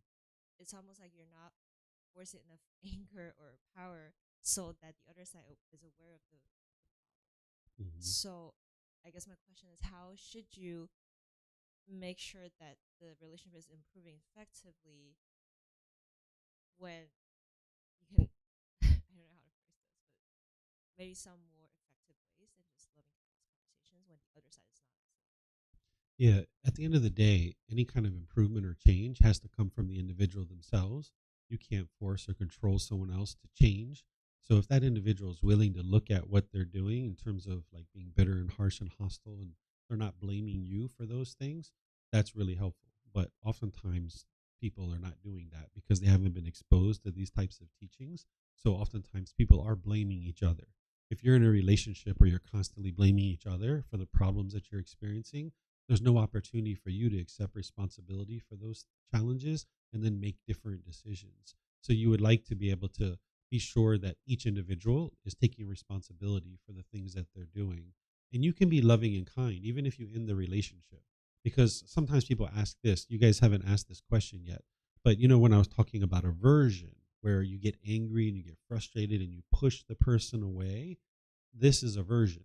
But you can actually leave a relationship without aversion. So even though you didn't ask this, I'll share this with you. That the difference is what's going on in your own mind. If you push somebody away thinking that that's going to solve your problems, and now you try to move on, that's not going to actually solve your problems. Because if you get angry and frustrated and you push people away thinking they're the ones who are causing your discontent feelings, you've never been able to see that it's your own cravings, desires, attachments that are producing these discontent feelings. But choosing to leave out of a relationship while maintaining right view, where you understand that it's your own mind that's causing these feelings, that can actually be helpful, where you can love this person from afar. That's something that you need to learn how to do, that it's okay to leave a relationship and I can still love this person. Every ex-girlfriend that I ever have, I still love them. I'm not in a relationship with them, but I love them, meaning that I have a genuine interest in seeing them be well, right? But for us at that point in time in our life, it wasn't the right relationship at the right time. So I can leave a relationship and actually still have love for this person. So I was married once at the beginning, and then I have another wife now who we've been together for 18 years and we'll be together for the rest of our life. But that first wife, we were together for like 5 or 6 years. And when we got our divorce, it wasn't like a fight to death. It was like, all right, let's sit down and talk. Like, what are you interested in doing after this relationship? And let's just make sure we split our assets in a way that allows you to go off and do those things. And you can be whole. And then I can go away and I can do what I'd like to do. And I can be whole too. We don't have to end this relationship with one person winning and one person losing, because that's typically how people look at ending a relationship. We can walk out of this relationship and both of us can win. And that's what we tried to figure out. And that's what we accomplished. And then 2 years later, after our divorce, I actually called her up and I said, hey, how are you doing? How did things go? Like, did it work out the way that we were thinking? Are you having a good life? And she's like, yeah, I'm having a wonderful life. Oh, perfect. Great. So I know that we made some wise decisions there, right? So if you're going to end a relationship with someone, it doesn't have to be bitter and harsh and hostile and vindictive. You can actually figure out a way to, everybody wins walking out of this relationship. But some relationships you can just move on from without even talking with the person. But if you're in a significant relationship where you're living together and you have shared assets and things like this, you're going to have some conversations to be able to end that relationship. Mhm. Okay, I have a question about a relationship that you're in, and you said that when you want to end that relationship, the way that you let go is the way you find your peace again. So for people who decide not to let go and they decide to work things out, is that worse for the path of enlightenment to try to work things out instead of just finding your peace again It all and letting go? it all depends. Letting go and not having attachment in a relationship doesn't mean you have to end the relationship, right? What I was talking about is that some relationships you have so much bitterness and hostility in the relationship and you're not committed to it and you just know that it's not going to be able to get worked out. So it's better to just move on from that relationship. Like maybe friends or people like this that you just know, like, man, there's just no way that we're going to be able to make this relationship better. It's better to just move on from the relationship. But then there's other relationships that you're more committed to and that you can work out because you're going to need to do that. Like with my wife and my mom, I had to do that with. You can work that out, but you need to work it out with your own mind first, right? Sometimes what we think is a way to work out a relationship is get the other person to change. And that's not going to work out your relationship. You got to change your own mind. So there was never a time where I told my wife, like, you've got to stop doing this. And if you stop doing this, we will have a better relationship. Or, mom, if you do it this way, we will have a better relationship. Sometimes we try to put expectations on each other and we're trying to learn how each other wants us to react in the world and function in the world. And we think that that's going to get to peace. Like if I teach my wife all my rules and my wife teaches me all her rules, then we can function based on that. And now we're going to get to peace. No, that doesn't work. You need to get to a point where you're not putting expectations on each other. And that's what's going to get you to the peace.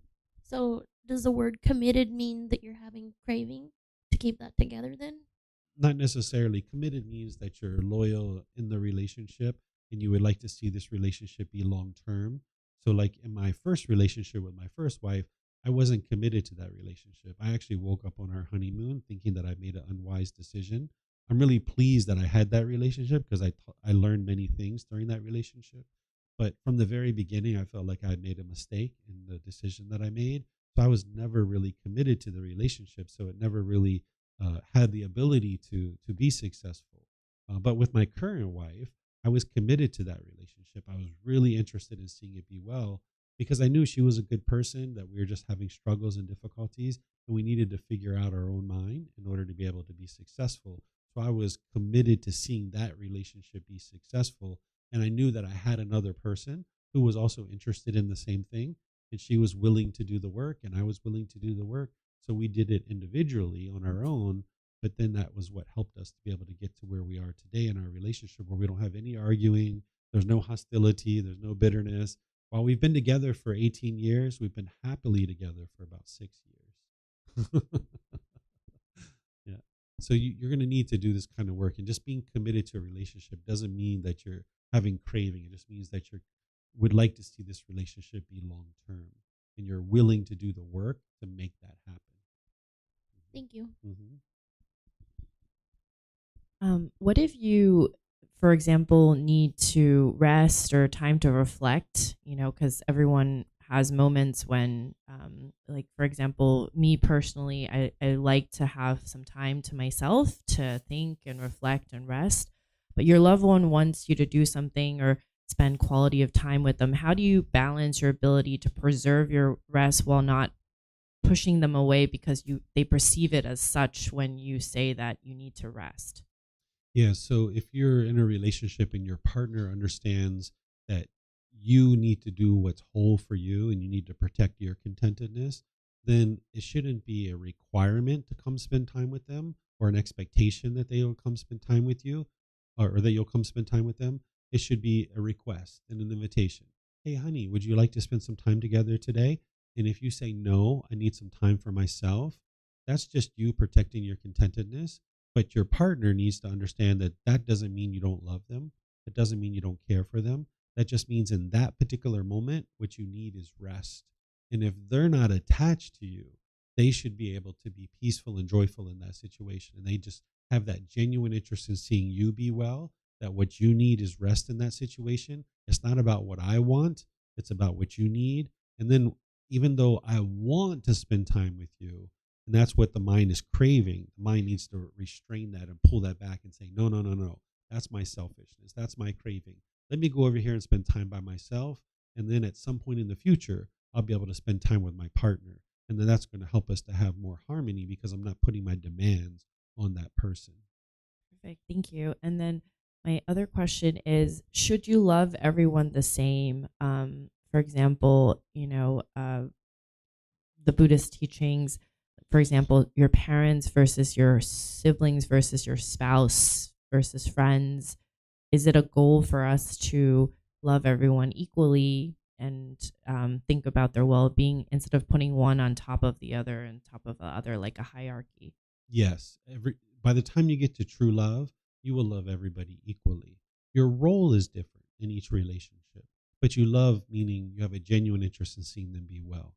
So I have just as much interest in seeing you be well as my 12-year-old son, but my role is a bit different, right? If my son's like, hey, I need to go to the hospital, I've damaged my leg, it's like, okay, I need to take you to the hospital. If you had that same situation and you didn't have anybody to take you to the hospital, I'd surely take you to the hospital, but it's not my role to do that. Or like if my son needs education, I might pay for him to go to education and get some education, or that's not my role with you. But I still have a genuine interest in seeing you be well, and I'm interested in helping you to be able to do that. So that's when you love everyone equally. But your role is different from relationship to relationship. Gotcha. And then the last question is, how do household things or tasks get done if people don't have any expectations of each other? Each individual needs to have dedication and diligence to seeing the home run successfully. And now, instead of expecting it from each other, each individual stands up on their own 2 feet and realize like, hey, we've got some dishes here that we need to wash. And it's not about one person doing it all or the other person doing it all, or even this 50-50 split that we tend to hear about, especially here in America. People think that there's like this magical 50-50 split. It's never going to be that way because that's permanence. But instead, we both need to stand up on our own 2 feet in a relationship and take on tasks that we see that need to be done not burdening one person. So like my wife at one time, she used to do a lot of the dishes and a lot of the cleaning. And me and my son realized, like, hold on a second, this isn't fair to mom. Let us step in and start doing some dishes and cleaning and things like this so that mom doesn't have to do all these things, because she's got goals and objectives that she needs to meet in her life. And if she's got all these household chores in front of her, it's almost like running a race and she's got all these obstacles and hurdles to jump over. And we don't have any at all, because we can just smooth sailing to our objectives and our goals, where she's got to jump over the laundry and the dishwashing and all this other stuff. So we moved some of those things out of her way and onto our willingness to do them. And now that kind of keeps things balanced. But there's no like hard fast rule that mom washes the dishes on Tuesday and son and husband wash the dishes on Thursday. We just contribute wherever we see that it needs to be done. Each person just contributes, and we just make sure, out of loving kindness for each other, that we're not that we're ensuring that we're contributing in a way that we know that is going to be helpful for the household, rather than just sit back and let somebody else be burdened with that. Thank you, Teacher David. Mm-hmm. I had a question. And since some kids are here, and a lot of us are parents here, right? There is, at least in India, there's this basically the belief, especially among moms, that mom has unconditional love, and they can't do anything wrong for the kids and stuff like that, right? And then that puts a lot of expectation on the kids. And the kids in general, until they grow old, they are not able to, they have no way of getting out of that relationship, right? Or at least being able to provide feedback in a way that is received in a positive manner by, sometimes not always, but sometimes by the parents, that that we would like to do some things a different way, especially when they're younger. Maybe when you get older, you have some more back and forth. How would you kind of think about both parents and the children coming to a more like harmonious relationship, where we're not putting expectations and burdens on our kids, and they're able to provide their feedback in a way that is received in a way that is more positive, or at least understanding by the parents that, okay, maybe the kids are saying something right, and I need to step back and let them do what they need to do, because it's a very, very, because it's a fine line. Yeah. So it's helpful if parents understand that it's not my son, it's not my daughter. They don't belong to me. They are their own individual being that is making their own individual decisions. And we as parents, we are impermanent in our children's life, that we can't be there with them always to make decisions for them. The best thing that we can do is help them cultivate wisdom, so that when we're there, they can make wise decisions. But also when we're not with them, they can make wise decisions too. They're going to need to know the same natural law that we're learning as part of the natural law of karma. Our children are going to need to know that same natural law too. So if we cultivate wisdom of this natural law, then we don't see our children as they belong to me and they are mine. Instead, they are their own individual being, and we are now guiding them and helping them to cultivate wisdom about these natural laws. And that's really our goal and objective as parents, is to help them to cultivate wisdom so that they can make wise decisions whether we're there or not, because we're impermanent in their life and they're going to need that wisdom. But what oftentimes we do as parents is, because we're attached to our children and we're not interested in seeing them suffer and have difficulties and struggles in the world, when we see our kid headed for a difficult situation, a parent might jump in and try to fix everything for them so that they don't encounter that difficult situation. But that's just hindering them from being able to cultivate the wisdom that they need to overcome that situation. Whereas if every time they're headed for a difficult situation, we rush in and try to solve it for them, then it doesn't ever allow them to cultivate wisdom. So one of the best things that we can do as parents is step back and allow them to face some of these situations while they're under our guidance, because they're going to face these situations at some time in their life. And if they do it when they're 20, 25, 30, we might not be around to help them. So if as a young child, we allow our kids to meet some of those struggles and challenges, then we're right there in order to be able to help them cultivate the wisdom. And now, whether we're there or we're not, they can make wise decisions to overcome that. Thank you. As a follow-up question, more longer term, especially in the Bay Area, there is a like extreme competitiveness getting into colleges, and I think I talked asked this question yesterday. But there's Mhm. extreme competitiveness in trying to get to like good colleges, and you would like your kids to basically ensure that they could get good education, get a good job, and everything. A lot of this is out of craving as well, but nevertheless, you would like them to succeed in life and have a good life, good relationships, good jobs, and everything. So how do you give that wisdom to the kids that this is the things you would like to do, that they would like to do, so that they can get a good job, then get a good education, get good relationships, without putting those kind of expectations on them that they have to, as I said, Stanford or MIT or whatever, right? Okay. So the first thing to help with that is you need to rethink the way that you think about success. Oftentimes, when we think about success, we think about monetary success and wealth. Well, that's not success because there's plenty of people in the world that are wealthy, but I wouldn't consider them to be successful. What success means is that you're successful in your relationships. If you can have harmonious relationships with the people around you, you'll always have money. You don't have to think about money because there'll be plenty of people around you that are willing to do business with you, for example, and you'll always have money. But if you prioritize money and not learning how to develop harmonious relationships, then you might have money, but you don't have harmonious relationships. So if you change your perspective about what it means to be successful, then you can understand that, absolutely going to a place like Harvard or Stanford or some of these other places doesn't mean that they're necessarily going to be successful because there's plenty of people that have gone to those types of universities, but they don't have harmonious relationships with the people around them and they struggle and they maybe even end up unwealthy as a result of not being able to have harmonious relationships. So the first thing that a parent should be interested, in my opinion, to consider to do is learning how to have a harmonious relationship with their child so that their child learns how to have a harmonious relationship. Whereas if you're yelling at your children, if you're hitting your children, if you're punishing your children, this is a very difficult way to have a relationship between parent and child. I don't punish my son. What I do is I guide him and helping him to cultivate wisdom. And there's definitely times where he's not going to be able to maybe play his PlayStation and things like that. But there's been multiple situations where we've talked about a certain thing, like maybe say he's lying, and we talk about lying multiple times, make sure he understands why he shouldn't be lying, understanding how it's going to impact his life. I've guided him on this multiple times. Maybe now we're at the fifth or sixth or seventh conversation about it. And I've ensured that he understands that it's unwise to do this. And now it's like, okay, if we see lying one more time, I think we need to do something in order to get your attention so you see how important this is. And he's like, yeah, I understand. I've been lying and this is unwise. So now we might talk about, well, if you lie again, what is it that is going to help you to be able to see how important this is so that you no longer do this? And that's where he might say, well, I think I should give up my PlayStation for 3 days or 5 days or whatever it is.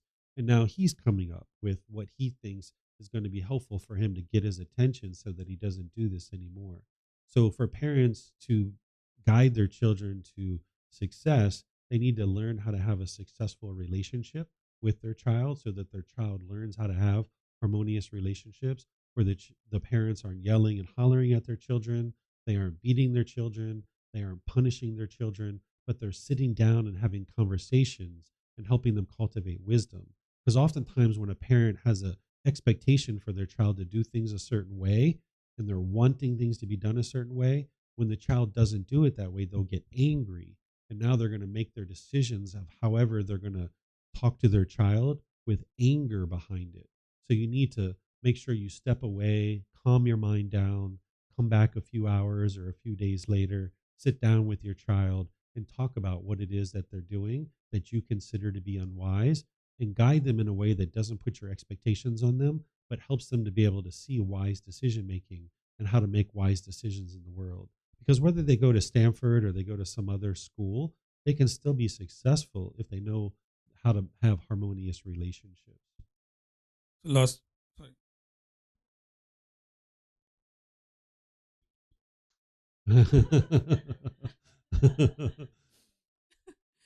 So, just to understand what you said, Mhm.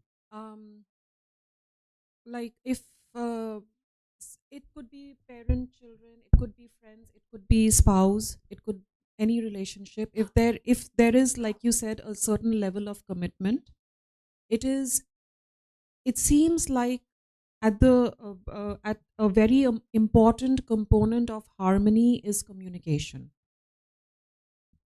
That's true. Yeah, you need to have good communication. Mhm. Okay. I just want, but I mean, like sometimes it's like, um, and communication can be very tricky. That's where, remember Yes. yesterday we were talking Yeah. about right speech?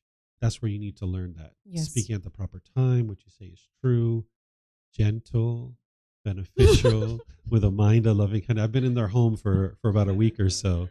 So they can't hide from their teacher. It's like having Buddhism on tap, right? So gentle, really gentle. What about intent? Like And- sometimes it Mm. may go out of hand, but I think positive intent, like I'm not enlightened, Yeah, sure. but if it goes out of hand, the positive intent I think that I'm just talking to myself, I guess, that just cultivating that wisdom, that it may not have gone well at every single time, but Mhm. if you have that intent that you want to, you want to invest in this, I think that just over time you just learn the right way of talking. It's not going to happen like this just because of, but the intent has to be there from both parties, that we need to talk this out. I think this is also very important. Like it may not go perfectly every time. Yeah, it's not going to go perfect every time, and it's wise to not put the expectation on yourself to be perfect today. But Yes. gradually, slowly but surely, when you cultivate the wisdom of things like right speech, then you can gradually work at it. That's why we call it a developing a life practice. You need to develop your practice over the course of your life to be functioning more and more wisely based on these natural laws. But if you don't have these natural laws as like a guiding light in your day-to-day life, you won't be able to know how to bring your practice up to that level. So what I taught yesterday with the Eightfold Path, that's what you would like to focus on at the beginning. This is just kind of peering into more of what the problem is in the mind and what's hindering you from practicing the Eightfold Path. Because when your anger is arising, you'll find it very hard to have things like right speech. Yes. Mm-hmm. But that's where, if you understand that the anger is leading to that, that's where you can step away, go calm down, wait a couple hours, And and then then come back back and have another. coming back to it is very important, Yeah. as opposed to brushing it down, because now you've had a break and everyone seems in their own things happy. But at some point it's important to address, like in I guess we say it's important to have some uncomfortable conversations. Yeah, that uncomfortableness is coming from the craving, desire, Yes. attachment, Yes. wants, and expectations, but you're never interested in having a conversation with anger in your mind Yes. and frustration and agitation in your mind. As soon as that comes into your mind, that's what's going to come out of your mouth, and now you damage the relationship. You need to value the relationship enough that you're willing to step away from the conversation, realizing that there's going to be a future opportunity to have this conversation, and it's more important to do it calmly with a well composed mind than having that conversation right now. Yeah. That's the craving. That's the anger that's driving you. I want it right now. And now you damage the relationship. You got to get to a point where there's no anger and hostility in your words whatsoever. And now, as you do that, you'll see your relationships improving and your mind's improving too, because you won't feel guilty after the conversation and feel like, oh my goodness, I said those things I regret saying. I shouldn't have said those things. Mm-hmm. You're welcome.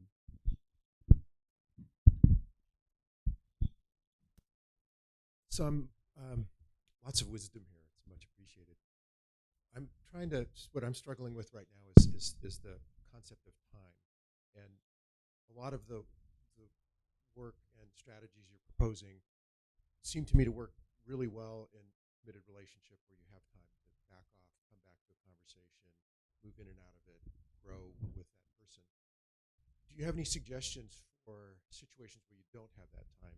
A new person, a situation where you know you won't have the opportunity to come back to that to build these things, but but but you need to respond in a way that could be positive or negative. You don't know. You don't know the person. You don't know the situation. Any suggestions in those sort of scenarios where you don't have the luxury of time to build these? Can you give me an example of that type of relationship? Um, Sure. So I'm a teacher, and I have to give feedback to the people that I'm working with, and sometimes that can be you only have a moment to do that in a situation. It's around patient care and things like that, or you have to make an intervention where you see a hostile situation and you kind of diffuse it, and so there's no luxury of time, and it's sort of very quick decisions which could go really well or not so well depending on that.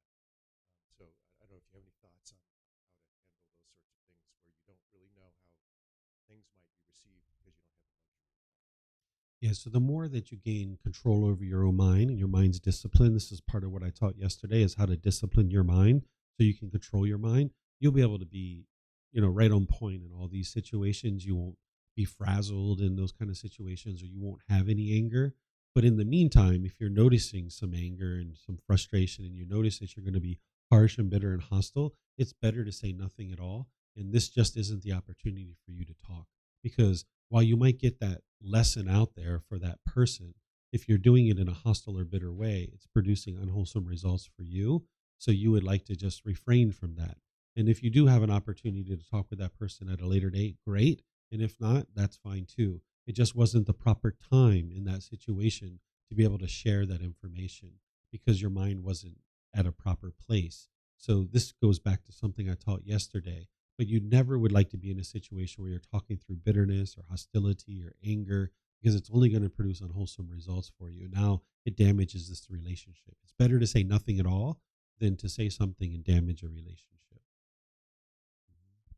That's grandma's teaching. If you have nothing good to say, don't say anything at all. That's not from the Buddha. But he essentially taught the same thing. So on the slide listed under loving kindness, Mm-hmm. it stated respectful all beings. So I'm assuming all Yes. Yeah, all beings, because there's animals, there's humans, all these beings. You need to get to the point where you're not causing harm to any beings whatsoever. Because as long as you're causing harm to a living being, this harm is going to come back to you. Does that include formless beings too? Yeah, but those beings you can't cause physical harm. You can't harm them, their material possessions. You do need that love for all those beings, where you don't have any ill will towards them. But it's not possible for you to kill them, for example, or steal from them, or have sexual misconduct, or lie, or these kinds of things. Thank you.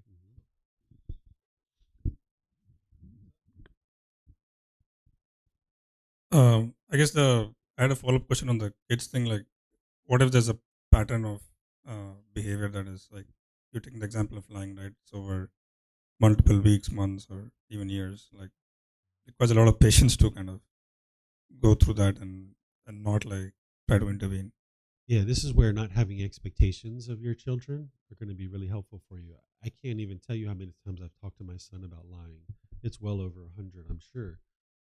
Whereas if you have expectations that they're going to do something for you right now and fix it right now, you're going to get angry and frustrated when they're not doing what you want them to do. So you're going to need to have a lot of patience. An enlightened being is going to have patience to be able to sit down and talk and discuss, because just like you don't learn things right away. It's gradual training, gradual practice, and gradual progress. Your children are going to be the same way. Thank you. You're welcome. So our discussion here has gone much longer than we had planned, but that's okay. But let me just jump into this. Oh, we have something from someone online too. Yeah, that's okay. That's okay. We can talk about.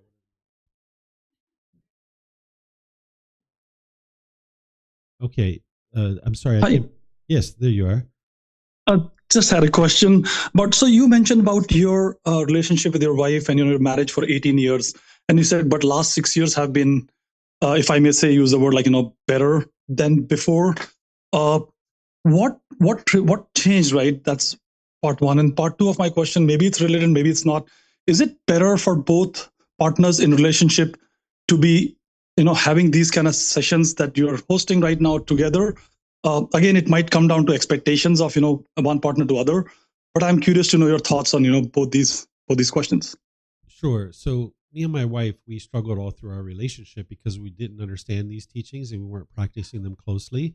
But about 6, 8 years ago, we both started practicing them deeply, and that's what changed. That's what made the changes, that we did the work within our own mind, and that's what allowed us to then get to the point where we don't have any anger, any frustration, any hostility. We have nothing but peaceful time together, where in the past that wasn't the case.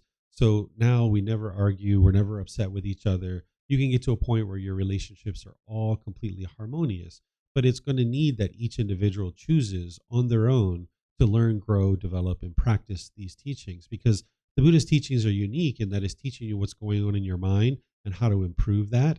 And if one person's doing that, great, the relationship's going to gradually improve. But if both people are doing it, that's where you're going to see significant improvement in the relationship. In fact, if it was only one person in the relationship that was choosing to do the work, I would suggest that this relationship isn't actually going to go very well, because there's going to be so much misunderstanding between the two individuals. So, for example, if someone's on this path and they're learning about true love, and that love is not attachment, where, with an unenlightened mind and a lack of wisdom, maybe your partner goes on a business trip and they go away for a couple of weeks and they call you up and they say, "Hey, honey, did you miss me?" And you say, "No, I didn't miss you." Right? Well, this partner who doesn't understand what true love is, they might think because you didn't miss them that you don't love them. But they don't understand that that feeling of missing them is actually coming from the attachment. It's not coming from the love. So like right now, I've been away from my family for a week or so. I don't miss my son. I don't miss my wife at all. I've talked to them occasionally, but I don't miss them. I don't feel lonely or bored. I don't feel miserable because I'm not attached to them. But I still love them, of course. So you can actually love somebody without actually missing them. That missing feeling that is going on in the mind, that's like, if I'm with this person, I feel good, I feel whole. But when I'm not with this person, I feel miserable, and I can't have a enjoyable day if I don't have this person with me. This is where the mind is now attached to that person. Your emotions are attached to that person.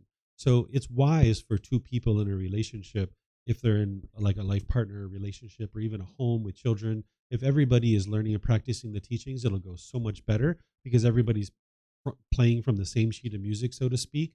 But in terms of you and your partner learning at exactly the same time, that's not going to happen all the time. So if you're learning here and your partner chooses to learn with you at the same time, great. But there's going to be some situations where you're learning independently and they're learning independently, because you need to look at this as your own independent practice, that you're not doing it together necessarily, that you're doing it individually. And by doing it individually, you're going to be better off together.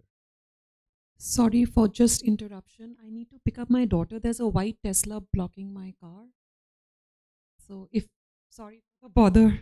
That's okay. It sounds like she's got it. All right. So thank you for your question, sir. Looks like Deepak. Somebody else has a question on Zoom, or is that the same gentleman? Oops. Go ahead, sir. You just have to unmute. Yeah, no questions. Thank you. Great. All right. So I'm going to go on and just end this here with this last poison. We've been talking about anger for a long time. I think you guys are getting a lot of information here to help you guys. But the whole reason why all of this is happening, the craving, the anger, it's because of this lack of wisdom, the unknowing of true reality. If it wasn't for this lack of wisdom, the mind wouldn't keep experiencing this. And this is why when you guys have questions, I just keep answering them, because that's what you need, right? Because you can't function wisely in the relationships that you're in if you don't have wisdom. So that's what's going to antidote this. You're going to need wisdom of the three universal truths, the Four Noble Truths, the Eightfold Path, the natural law of karma, the five precepts, the Brahma Viharas, the seven factors of enlightenment, extensive meditation training, and how to eliminate the 10 fetters. These are some of the core and central teachings of the Buddha. And I teach those in all the various courses and retreats that I share, which are all available at no cost. The books and videos and podcasts, it's all available at no cost. Even personal guidance. If you'd like to schedule appointments while I'm here or online when I'm back in Chiang Mai, you can meet with me through Zoom, and I will support you over a consistent long-term period. I'm not going anywhere. I'm going to be sharing these teachings for the rest of my life. So if you would like help to get away from this anger and bitterness and hostility and these difficult relationships that you're experiencing, you're going to need to be committed to doing the work on your own mind and cultivating the mind. So for a long time, I wanted mom to change. I sat back and I just wanted mom to change. And our relationship never improved. It wasn't until I did the work myself that that's when things improved. So sometimes we sit back in relationships, keep wanting the other person to improve, and things don't actually improve. So if you're looking for improvement in your life, it's through cultivation of wisdom and training your own mind that's going to do that. And even though you're in a partnership, the other person may or may not be interested in doing that work. But if you do the work, that's what's going to help you. And you never know, that person may end up choosing to do the work at some point. The first 11 years of my relationship with my wife, I wasn't doing the work, and she was pretty patient. And at some point, after the 11-year mark, that's when I started doing the work, and things drastically improved. So you never know when your partner might decide to actually do the work, but you shouldn't do this work for your partner. You should do it for yourself. Because whether you're with that person or you're with somebody else, you're going to need to have an improved state of mind. And it's through the cultivation of wisdom that's going to do that for you. So by you cultivating this wisdom, you will then awaken to true reality, being able to see the wisdom of these natural laws. And it's the Eightfold Path that you would really like to focus on first. So what we're going to do here is take a little break. Let's see, it's 11:40. So if we can take a break up to 12 o'clock, come back at 12, and then I'm going to pick up with the 5 precepts from there, where I'm going to teach you 5 impactful decisions that you can make wisely or unwisely, and showing you how to make these decisions in wise ways so that you can experience wholesome results. So thank you guys for your questions. Thank you for the discussion. I really appreciate that. Looks like Vibhav has something to say, so I'll turn it over to him.